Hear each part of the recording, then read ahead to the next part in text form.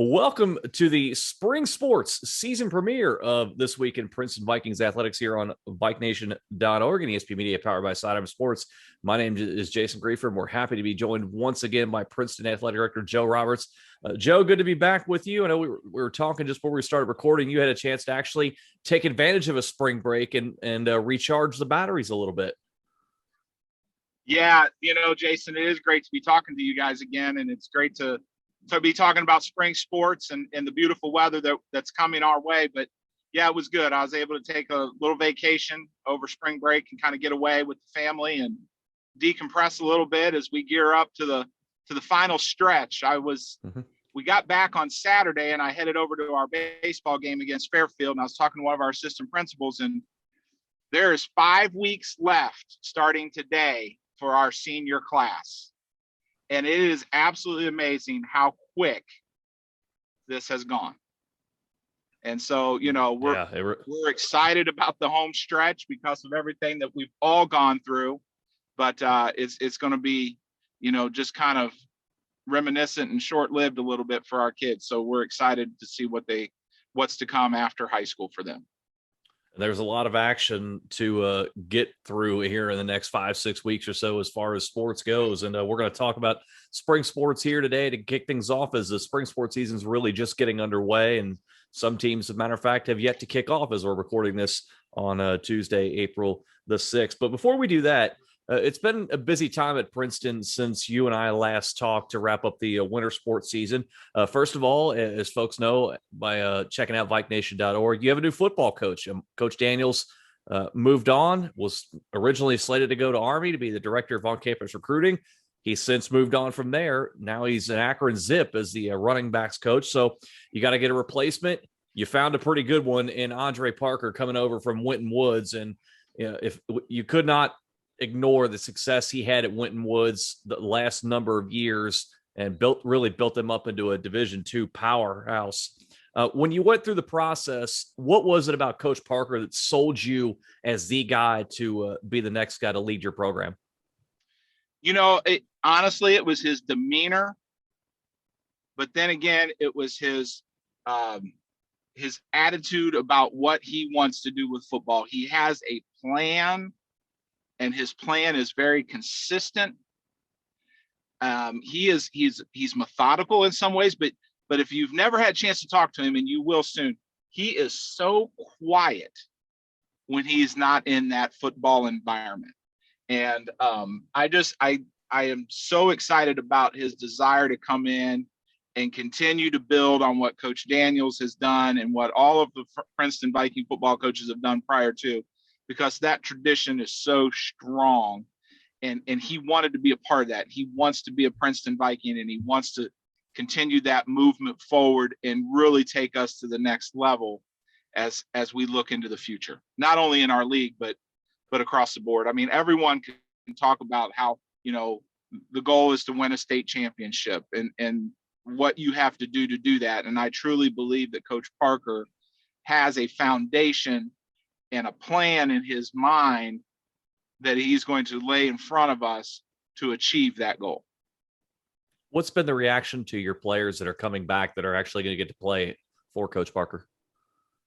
I think it's been comboed. It's been a little bit mixed in terms of there's some hesitation there. They had such a close relationship with Coach Daniels, but yet there's some high motivated enthusiasm to see what's going to come once he gets here. He's still working at Winton Woods School District right now until the end of the school year. So in terms of him physically seeing the team every single day, he has not had that opportunity as of yet, except when he comes over for weights and conditioning. But I think once he's in the building and once he's there every day, the light switch is going to just completely turn. So you've got a brand new football coach now, and soon after that, or around the same time, we found out that you now need to find a new girls basketball coach, as after the girls basketball season unfortunately ended in the district final and was ended due to COVID, not because the team got beat on the court there. It was announced soon thereafter by Coach Jill Phillips that she has decided to step down and step aside from her coaching duties after 17 years, 325 wins. The accolades go on and on about how great Coach Phillips has been, not only for the program, but for Princeton High School in general. What was your reaction when Coach Phillips came to you and said, my time has come, I need to step aside? And where are you right now in finding her successor? Well, my first reaction was there was a little bit of sadness, but my initial thought was I kind of saw it a little bit as we went through the season. Not in terms of just her ready to move, but you could see that progression. This has not been an easy year for anyone. And she was so at peace with the decision. She knew where she was. I related to a lot like what Roy Williams just did the other day when he stepped down at North Carolina. You have someone that's been an institution for you and a champion for our kids in Coach Phillips. And it just, what can you say? One of the top 10 basketball coaches on the girls' side in the state of Ohio, in my personal opinion, and realized that she's done what she can do and her time has come. And when we started talking, she talked about, her parents were getting up there in years and she hasn't had a chance to see them with COVID and she needs to spend more time. And I told her, I said, stop right there. Your decision right there is why it's time to go. Yeah. You have family that you need to see. You have a son playing baseball in college at the University of Akron. You have other things that are going, but the most important part about it is she's not going away. She's still in the building teaching. She's going to be there for our student athletes, not just the girls basketball players, but all of them. And she cares so much about Princeton and our kids that it's going to be a very harmonious transition for us simply because of her desire and her passion. She went out in the way she wanted to go out, and she knew where she was, and she's such at peace with it. It's just going to make a great opportunity for someone else to come in and continue that tradition and really bring in a different footprint, if you will. But yet everything's already laid out. The groundwork's already laid. The student athletes are in place. We just need to get somebody to lead the team in a new direction. And we started that process right away. I told the girls after Coach Phillips announced to the team that her decision, I told them, I said, with all of the situations that I've been a part of at Princeton so far with boys basketball, football, and now girls basketball, and of course baseball and softball, my very first year here, we go very quick. We try not to delay this because that's what our kids need. Our kids need consistency. Our kids need a voice in front of them. And I said, I have a goal of our April board meeting to be able to make a recommendation. I feel really good with us to be on that pathway so that we can get somebody in place, get them in front of our student athletes before the school year ends, and start laying that summer schedule out for them so that they're ready to go next year.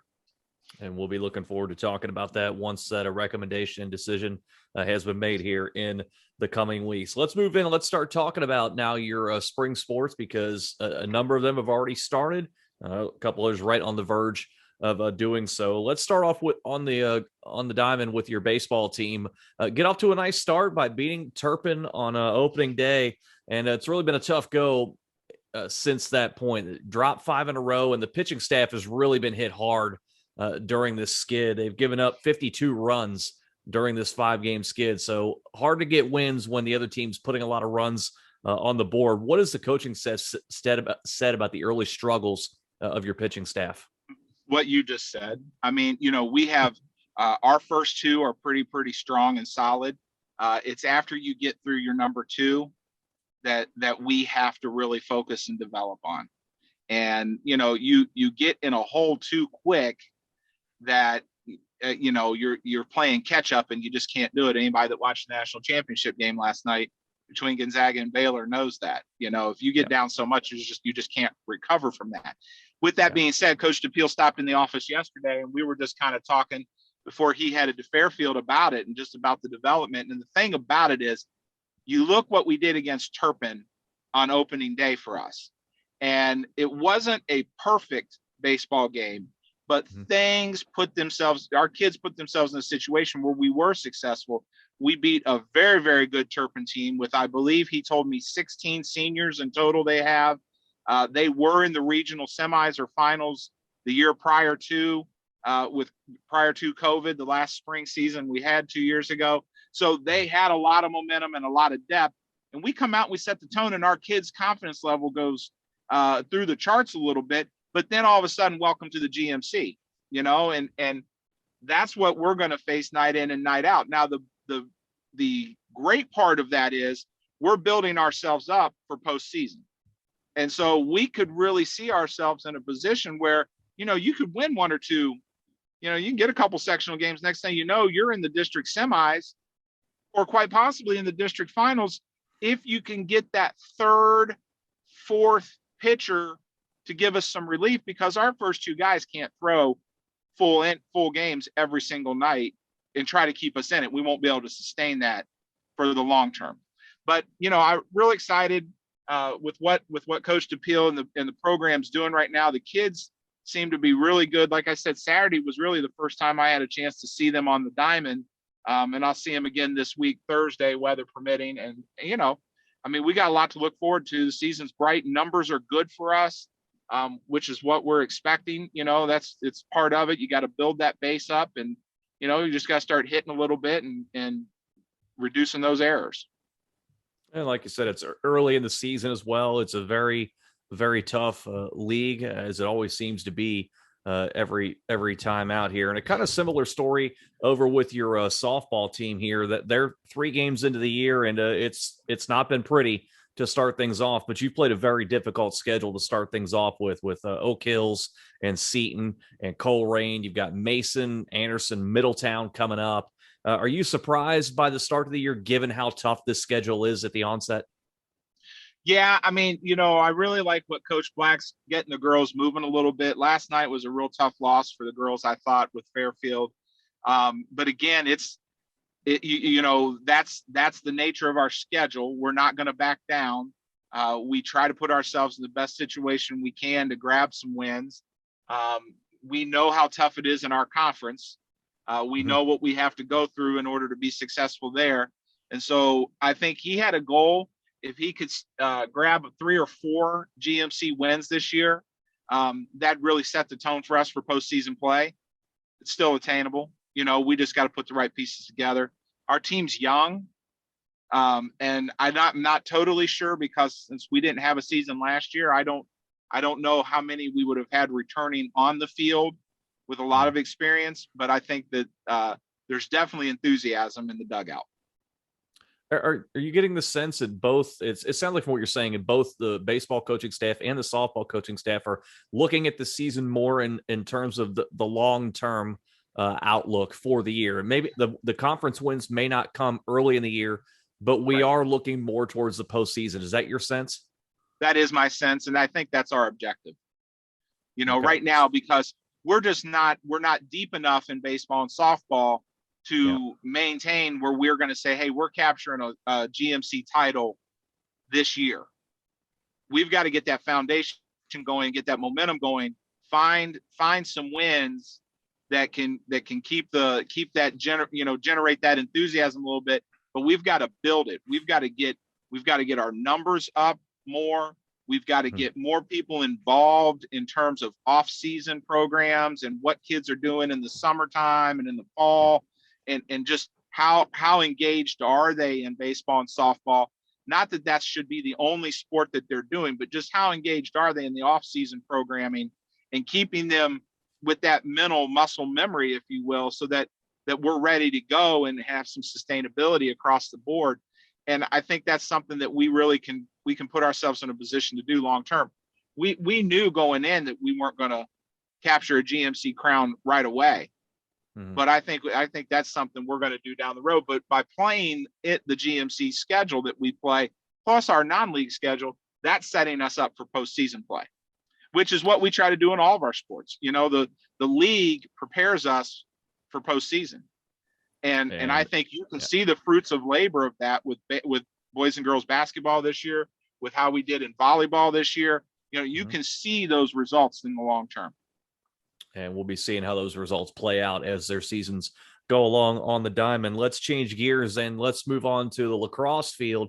For both the boys and the girls, we're at the club level this year. Not going to be in GMC play. Nothing wrong with that, though. We're still trying to build up these lacrosse programs. How have they looked in training as they get ready to start their seasons? It's really exciting to kind of watch them out there with practice. And I got to see first a little bit of a match. We had a lot going on one night before break. And,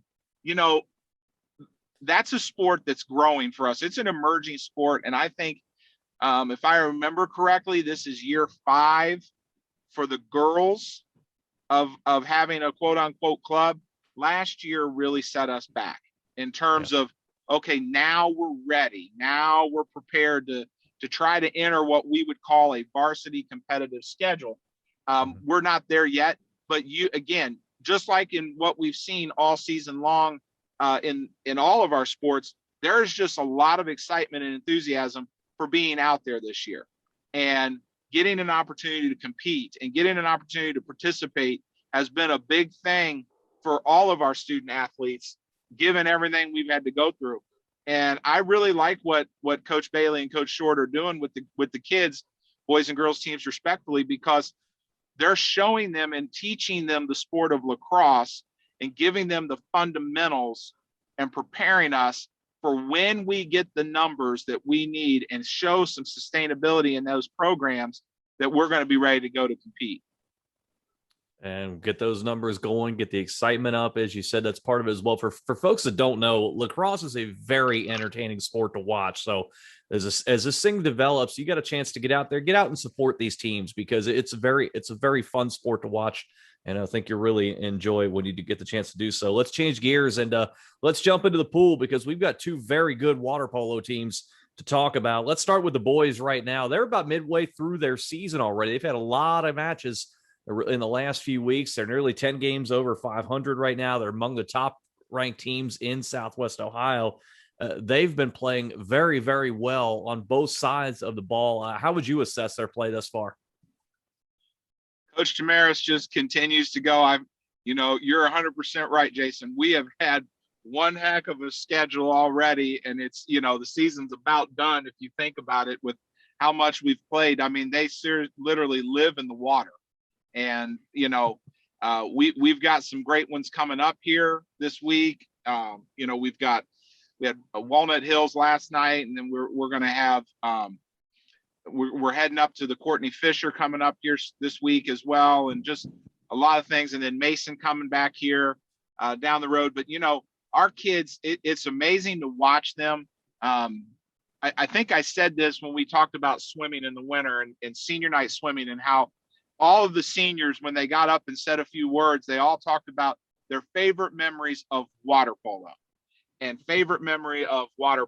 what they did in water polo. And you can watch that and see that because our kids, they get after it every single day. And much like you just said in lacrosse, if you get a chance, you can watch our matches. Our home matches are streamed on our district YouTube page. Just go to youtube.com and search Princeton City Schools.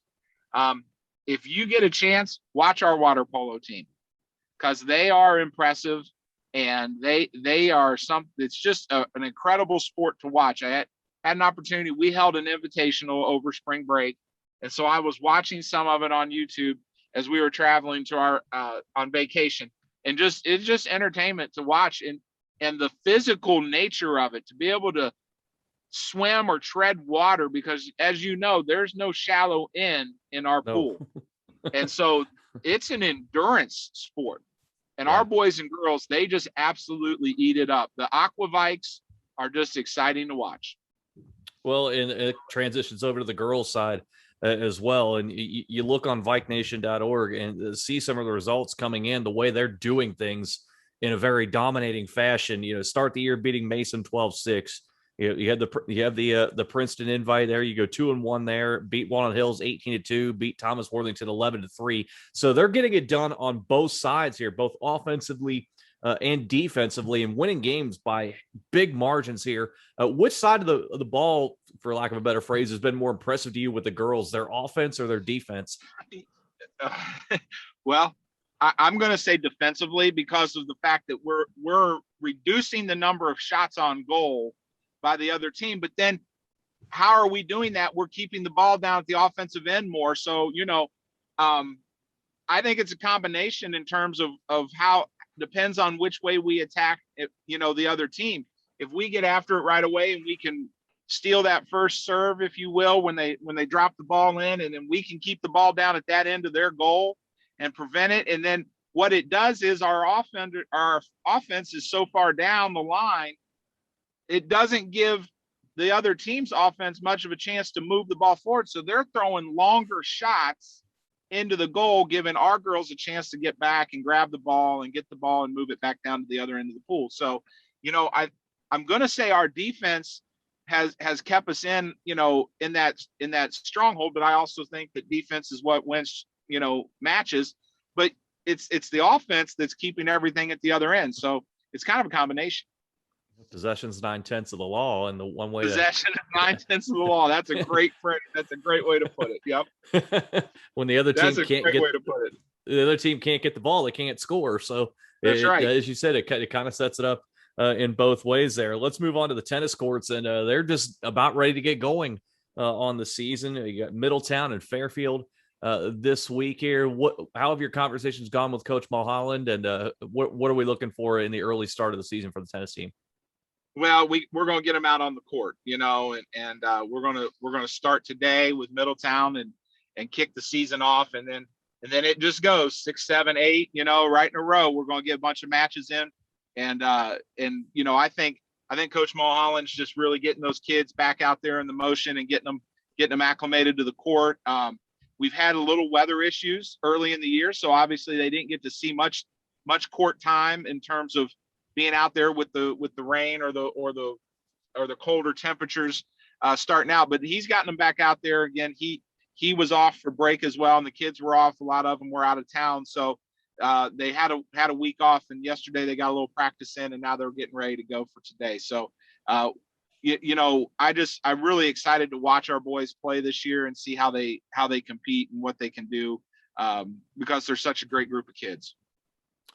Let's change gears and let's move inside once again, and let's talk about your volleyball team here. And they're getting their season kicked off today against Oak Hills before a couple games later in the week against Taylor and Lakota West here. This is going to be a very, very busy time for this boys volleyball program, slated right now to play 20 matches in the next 5 weeks. So not a lot of days off, a lot of matches in a very condensed time frame. How is Coach Duckworth planning on managing these kids as far as just their overall health with so many matches in such a short time frame? We're deeper than we have been in the past, I believe. But our kids that play, they're student athletes, and that's what they want to do. And the spring seems to be that way. 20 matches, 5 weeks, you're going to go. Tennis is the same way. Baseball, softball, it's just every other night or every night you've got a game.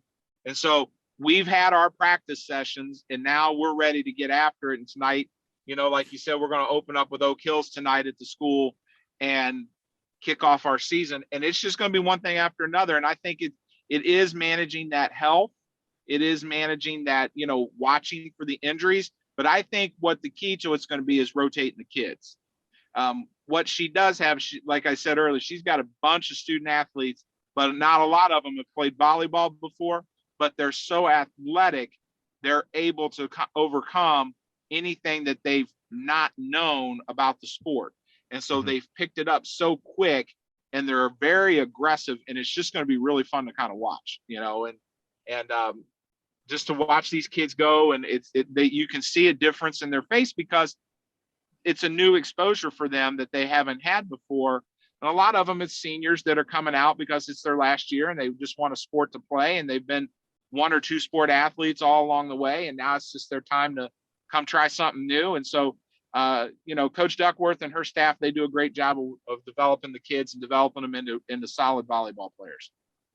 And a lot of, as we said, not only just a lot of sports, a lot of games, a lot of short time. So again, stay on VikeNation.org and keep up with all them schedules, put them in your calendars, so on and so forth. And a couple other teams that are doing the same here are your track and field teams, just getting their seasons going as well on both sides. But pretty big event coming up this weekend. The Princeton Invitational gonna take place over the weekend here. Hopefully, weather cooperates in that respect there. Tell us about the event and how do you expect the Vikings to get out there and compete?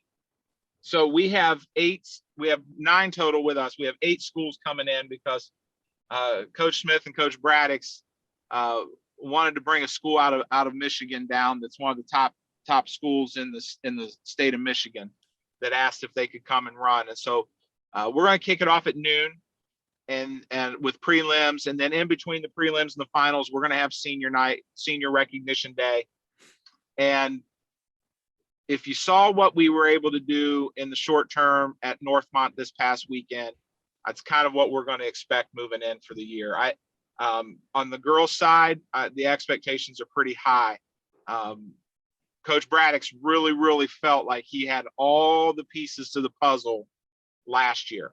And we lost a couple of those student athletes due to graduation. Yeah. But I don't know where, especially on the running side of things, I don't know where we have much shortfall right now. Coach Smith on the boys' side, it's going to kind of be the same thing. I mean, we are going to be fast. We're going to be aggressive. And we're going to shock some people a little bit. And I think it's going to be a really exciting spring. And I think looking down the road long term, I think it's going to be an exciting conference championship as well. That's all you can ask for at this point, and we're just happy to not only be talking about a conference championship, but having a season, since we didn't have a spring sports season 1 year ago, and that's good to see, and good to have all the student athletes and coaches back at it as well, and good to be back here on the podcast as well. Joe, we certainly appreciate your time here today. I know you've got a lot of things going on as we're getting back into the swing of things, and certainly appreciate it. Jason, thank you guys so much, and we'll talk to you soon. Have a great week. Absolutely. Same to you as well. That is Princeton Athletic Director Joe Roberts joining us for the spring sports season premiere of this week in Princeton Vikings athletics here on VikeNation.org and ESP Media, powered by Sidearm Sports.